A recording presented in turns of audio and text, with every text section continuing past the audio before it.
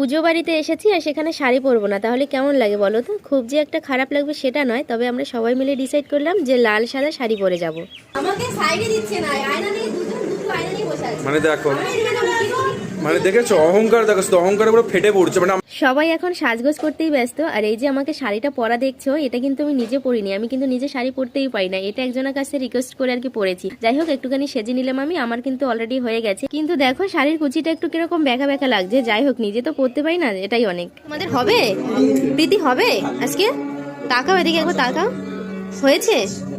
এখন আমরা নিচে নেমেছি আর এখানে এসে একটু পোজ দিয়ে ফটোটা তো তুলে নিলাম। আর এত সুন্দর সাজিয়েছে, তো একটু সুন্দর করে ফটো না তুললে হয় বলো তো? তো এখন চলে এসেছি আমরা খেতেই, অলরেডি অনেক রাত হয়ে গেছে, প্রায় 12টা বাজে। তো আমাদের মেনুতে আজকে কি ছিল সেটা বলি তোমাদেরকে। প্রথমে আমরা খিচুড়ি খেয়েছি, তারপরে ছিল ফ্রাইড রাইস আর আলুর দম। আর এত ঠান্ডা না, তো আমাদের খাবার সব ঠান্ডা হয়ে গেছে, কারণ অনেক রাত হয়ে গেছে, আমরাই সবার লাস্ট ব্যাচ বলতে পারো। আর ছিল